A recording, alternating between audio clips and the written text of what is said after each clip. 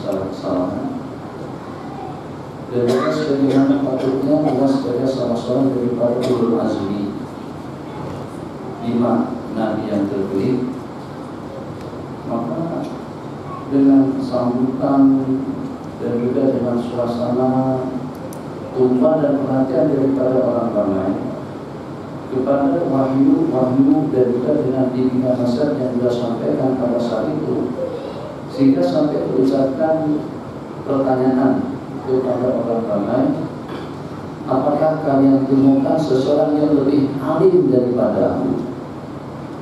Atajiduka aliman a'lama minni? Apakah ada kira-kira dengan seseorang yang lebih alim, yang lebih hebat dan juga lebih dikenal daripadaku? Jadi pada saat itu pertanyaan pada mulanya ditanyakan oleh seseorang, tapi ternyata dengan pertanyaan tadi dijawab oleh Nabi Musa AS dengan jawaban tidak ada seseorang yang lebih tahu daripada. Jadi dengan jawaban dari itu, ini sebagai suatu ibrah dan juga sebagai satu pelajaran kepada kita, yang kalau pada saatnya kita membidani dalam bidang apapun, sepatutnya dengan kita dengan jawaban Allah Maha. Nabi kita kata berlupa Nabi Allah Musa AS untuk menisbahkan dan juga untuk menyandarkan sesuatu itu kepada Allah Jalla wa'ala. Maka seketika itu juga dengarlah mendapatkan peringatan daripada Allah, bala di sana ada terdapat seseorang yang lebih alim daripada Anda. Ini karena sempurna lanjut yang diminta tentang ilmu dan adab-adab belajar. Jadi dengan kemampuan daripada Nabi Musa ketika mendapatkan teguran secara tidak langsung, beliau katakan tidak ada orang yang lebih alim daripadaku. Allah berfirman, ada dengan salah seorang daripada hamba yang lebih alim daripada Anda. Maka seketika itu juga dengan beliau menanyakan aina atau kaifal wusul ilahi, bagaimana caranya agar dengan aku boleh bertemu dengan orang yang lebih alim daripadaku. Itu agak-agaknya kira-kira perjalanan yang ditempuh dari mana ke mana? Apakah daripada Syah Alam Kayu SD, atau juga daripada Danai Alam ke Subang, atau juga ke Bukit Jelutung, atau juga ke tempat-tempat yang seumpamanya? Tidak. Dengan jalan yang ditempuh, ketika ditanyakan kepada Allah Jalla wa'ala, bagaimana cara usul untuk aku menemuinya? Allah berfirman, kamu akan menemuinya pada Multaqal Bahrain, pada pertemuan antara dua laut. Jadi antara dua laut yang asin dengan yang tawar. Jadi suatu hal yang di luar daripada logik dan juga yang luar daripada kemampuan untuk kita menganalisanya. Bagaimana yang tawar dengan yang asin itu tidak bercampur, terdapat hajiz bainahuma barzakhun la yabghiyan, terdapat pemisah antara dua air tadi itu, sehingga antara satu dengan yang lain tidak tercampur. Jadi kamu akan temukan seorang hamba Allah di sana, maka dengan persiapan dan juga dengan keperluan dan juga dengan perlengkapan yang harus dipersiapkan, Nabiullah Musa siap untuk berangkat dengan putra beliau yang bernama Yusha.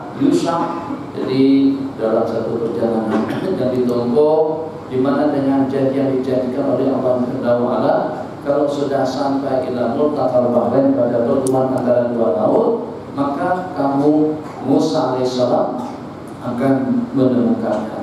Dari waktu ke waktu, daripada jam ke jam, daripada malam berputar bersambung dengan siang, siang bersambung malam, sehingga dengan perjalanan yang cukup membebankan dan juga yang cukup menyusahkan tadi itu, setelah dengan mereka keduanya menempuh jarak perjalanan yang cukup jauh, terus dengan Nabiullah Musa dengan Yusha sehingga di sebuah sahabat besar sekali, dan sebelumnya Allah syaratkan kepada mereka berdua untuk membawa ikan di dalam miktal. Jadi sebagai petanda yang kalau pada saat nanti dengan ikan Anda itu akan meluncur atau juga hilang daripada miktal, daripada bakul, daripada ragamu, maka di sanalah Anda akan menemukannya. Jalan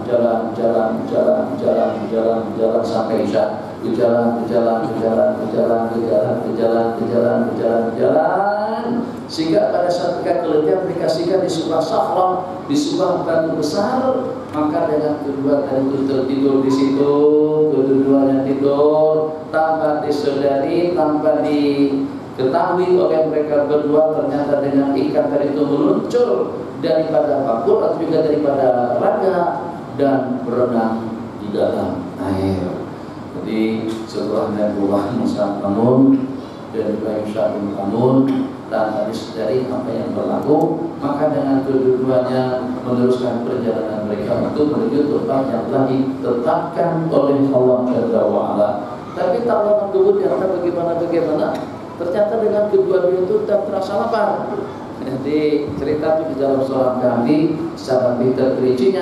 Jadi pada itu Nabiullah Musa meminta kepada Yusha agar disajikan makanan berupa ikan yang telah dibuat oleh mereka berdua. Ternyata dengan ikannya tidak ada di bakul, tidak ada di dalam miktal. Jadi pada itu di mana?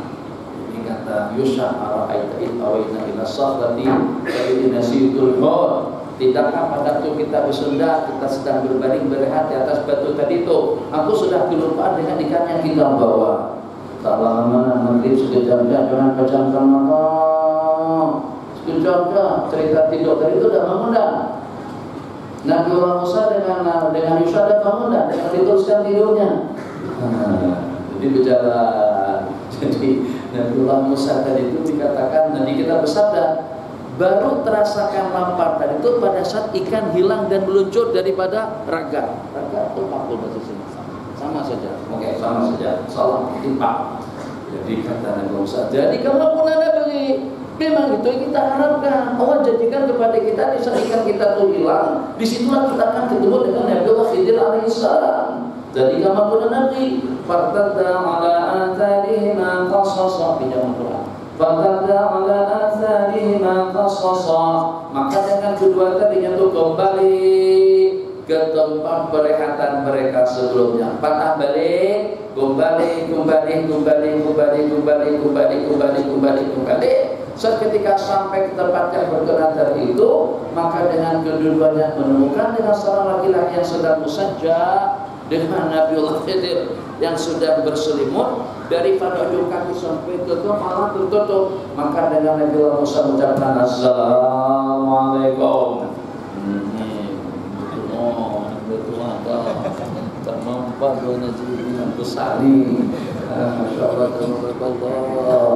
katanya kalau mencatat, mentobit, kalau pada tu mengaji, buat tulisan yang tobitannya besar.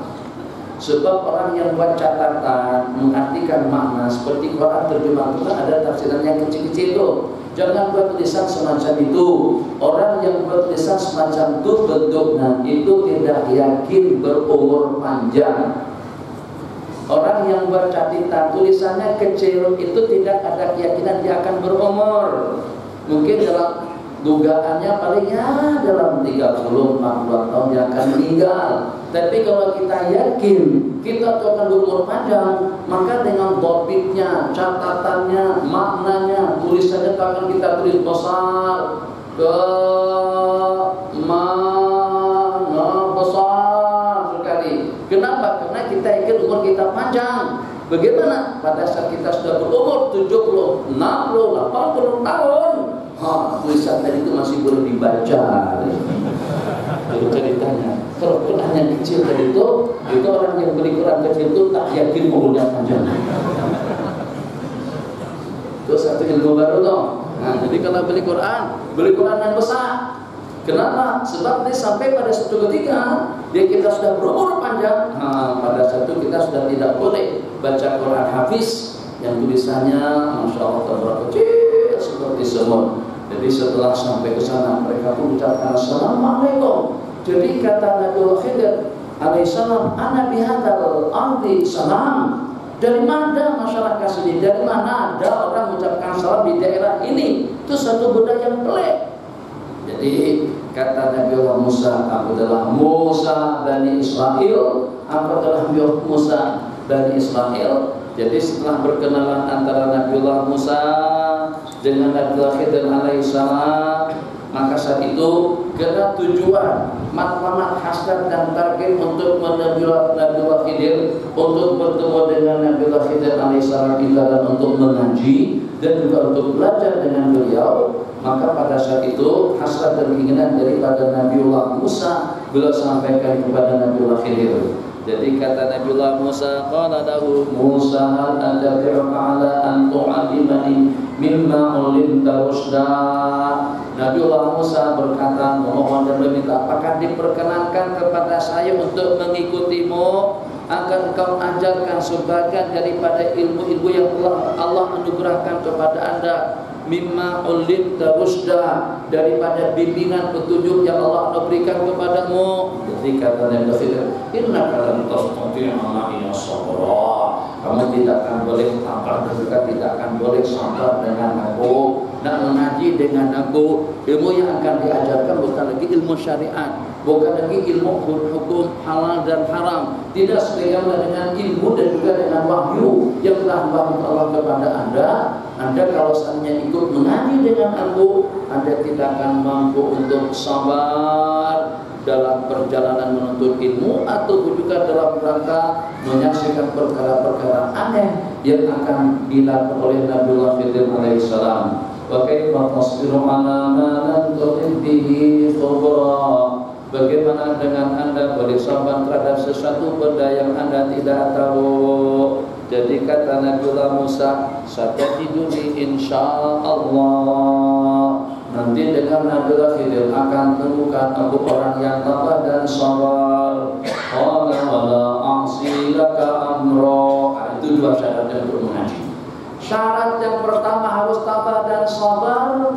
Syarat yang kedua wala a'si laka amra, dan kamu tidak akan melanggar perintahmu, taat dan setia, taat dan bakti. Jadi bukan hanya tabah, bukan hanya sabar saja. Ya memanglah kalau kita tidak sabar kita tidak boleh duduk.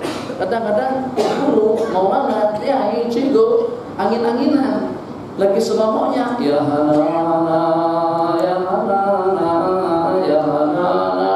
Oh kita bersama. Tapi kalau pada itu lagi naik angin, kena marah semuanya. Duduk. Masya Allah, tabarakallah. Jadi yang tadinya tajuknya tentang ilmu, yang tadi tajuknya tentang nasihat, yang tadi tajuknya tentang sembahyang, terubah langsung tajuknya kepada handphone.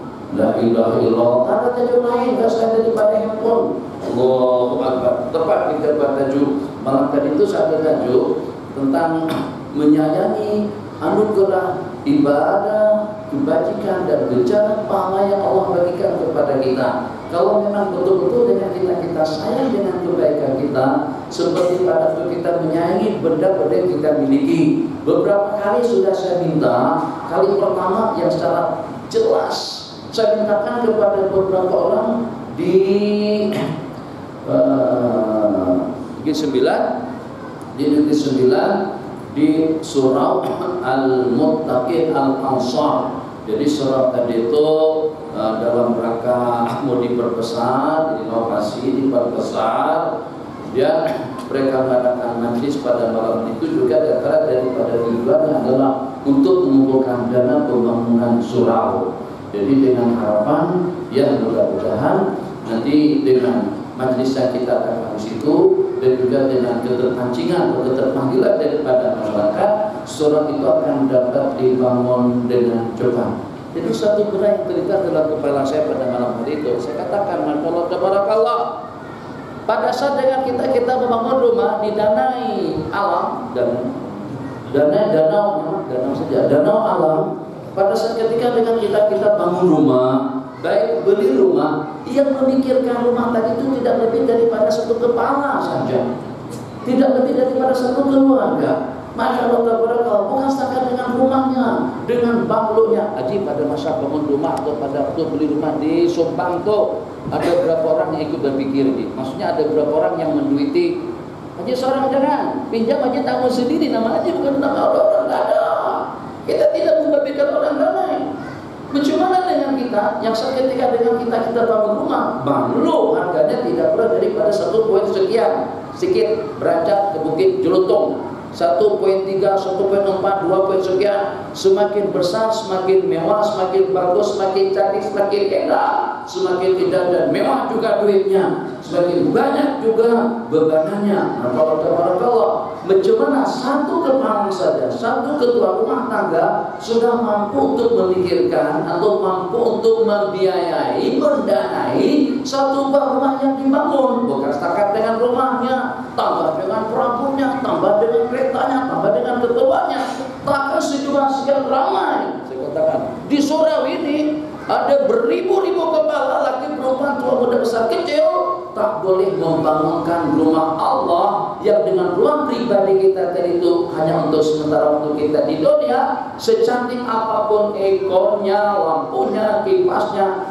nih keluar tajuk ilmu juga supaya kita boleh merenung, supaya jangan sampai surau Temenggale sedih kita melihat. Saya pernah ceramah pada waktu di Kedah, masya Allah, tabarakallah, banglo, rumah, apartemen, kediaman, semuanya cantik dengan taman dan bangunannya, semuanya bagus. Tapi dengan surau mereka terbengkalai, tidak ada yang mengurus dan juga tidak ada yang memikirkan. Coba kita dengan bahasa nasionalnya, yang kalau pada saat dengan kita beli ekon, kita beli kipas, kita beli lampu, itu dengan cermennya, itu dengan temboknya, itu dengan batanya, itu dengan asbesnya, itu dengan gentengnya, itu dengan perabotnya, itu dengan kapetnya, semewah dan semahal apapun yang kita letakkan di rumah, tidak ada satu yang memberikan genjaran para mengalir ke dalam dokumen kita selepas kita mati. Sebagaimana dengan satu bata kecil dengan semen, dengan batu. Ini bukan kena cerita Mahasen dan itu tidak. Ini cerita Seremban.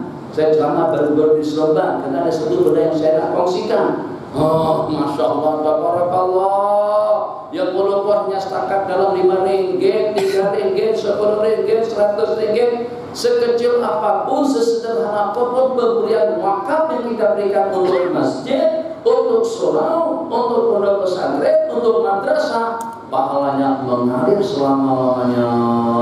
Yang walaupun hanya setakat dalam 100 ringgit saja, tapi daripada 100 ringgit itu dengan gencaran pahalanya, itu dengan hitungan waktu yang tidak terbatas. Sadaqatun jariyatun, Nabi kita tak kata jariyatun mawqufah, sedekah jariyah pahalanya mengalir terus menerus, tidak pernah putus, terus mengalir ke dalam dokumen kebaikan kita sampai kepada hari kiamat. Jadi pada masa lagi asik-asiknya saya ceramah pada malam hari itu, ramai, ya walaupun di luar tapi ramai, seronok, tengok. Alhamdulillah suasana dapat terkontrol, dapat dikawal. Yang mumpul banyak budak-budak kecil yang duduk di depan. Karena permulaannya lantunan qasidah. Ada 2 poster di belakang, satu gambar saya besar sekali, senyum. Yang sebelah sananya kumpulan daripada ulama Ustaz Husaini, mulut lagi terbuka. Macam lagi sedang berqasidah. Dia bilang ya Allah, ya Allah. Terus ditangkap sama kameramen, terus tampilkan gambar itu di situ. Jadi saya katakan mulut itu bila ditutup. Sementara yang senyum, bila senyum sampai bila kita senyum, itulah hati-hati jadi kameramen. Jangan orang lagi asik-asik atau lagi sedang makan, lagi sedang menyuap, buka mulut, ditangkap gambar pada masa itu, masuk ke dalam Facebook. Seperti ada salah seorang daripada gambar hamba Allah saat ketika berdiri di depan KLCC. Jadi dia tujuannya bagus, niatnya pun juga ikhlas karena Allah. Saat ketika digambar daripada bawah ke atas supaya dengan menara KLCC yang dua itu nampak kelihatan tegak. Jadi yang berdiri atau yang digambar tadi itu berada di tengah-tengahnya. Tapi saat ketika gambar tadi itu kamera ini didekatkan kepada orang yang sedang berdiri, maka kelihatan perut lebih besar dan juga lebih buncit daripada hakikat yang sebenarnya. Kan begitu. Kalau gambar dari sana ini nampak kelihatan rata, tapi kalau gambar daripada bawah, kalau kamera tadi bawah nampak kelihatan naik sedikit. Oh, masuk dalam Facebook buncit. Innalillahi wa inna ilaihi raji'un. Nah, kameramen pun juga kena adjust tuh. Jadi tangkap 5-6 kali. Jangan yang pada waktu berteriak, jangan yang pada waktu sedang makan, jangan sedang pada waktu minum, jangan pada waktu sedang menguap atau bersin. Itu yang ditangkap. Tangkap gambar dalam beberapa kali, pilih yang paling lawa dan cantik. Itu untuk perjalanan kita persembahkan atau kita dadahkan, yang kita perkorbankan untuk orang lain. Jadi ada budak kecil dia pakai songkok, dia pun tak tahu apa cerita. Setelah saya buat perumpamaan tadi, takkan ini rumah alif terbiar. Saya berharap kepada jamaah ini semuanya, insya Allah sebelum sampai ke bulan Ramadan, surau ini sudah bangun, mewah, bagus, cantik, dan juga dengan kita sudah boleh melaksanakan salat berjamaah tarawih nanti di situ.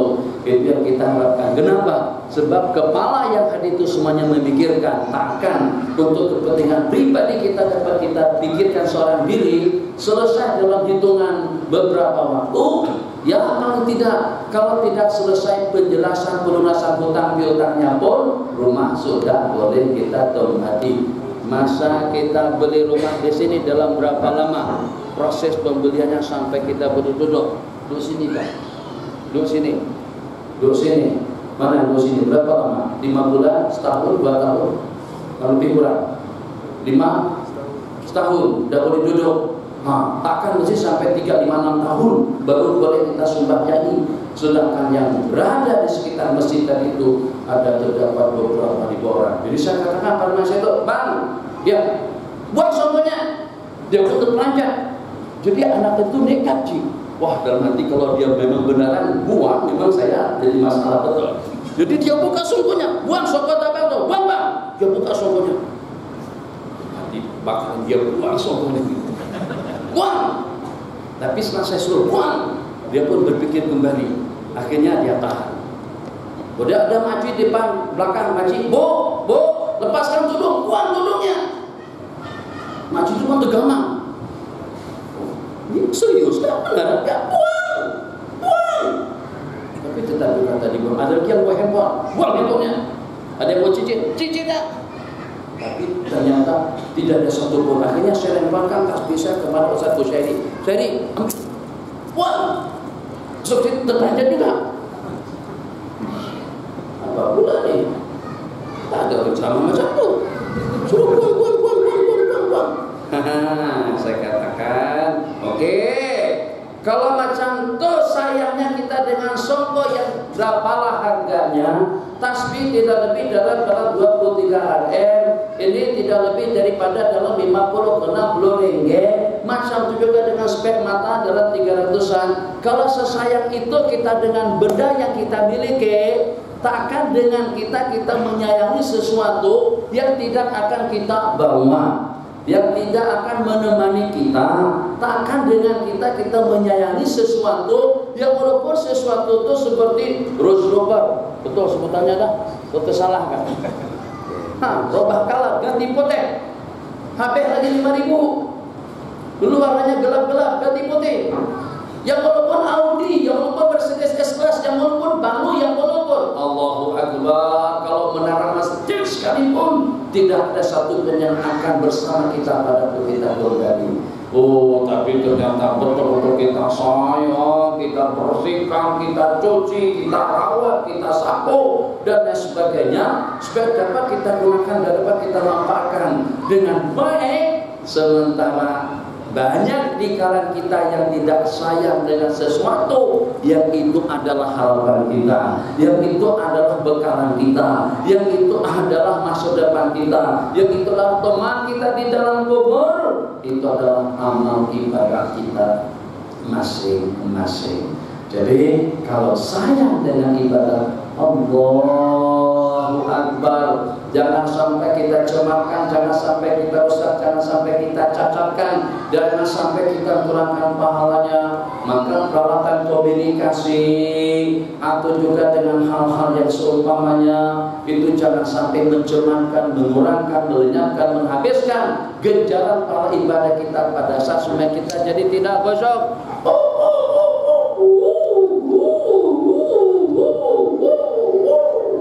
Matikan, ada masalah. Nabi kita pada waktu sembahyang ketika surah Kahfi, Nabi kita pada waktu sedang sembahyang Allahu Akbar, Nabi kita mendukung umam. Ghairil maghdubi 'alaihim waladdallin. Azan dulu, azan. Nama azan surah. Azan dulu. Nanti orang yang nak buka puasa tidak tahu dia azan. Bismillahirrahmanirrahim.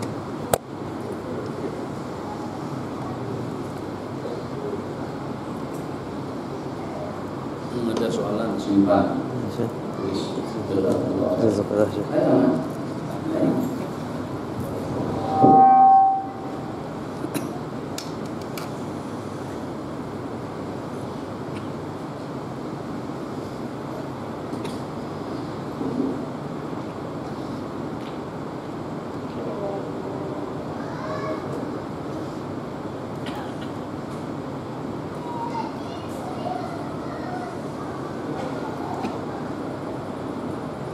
Allahu Akbar, Allahu Akbar, Allahu Akbar, Allahu Akbar. Asyhadu an la ilaha illallah.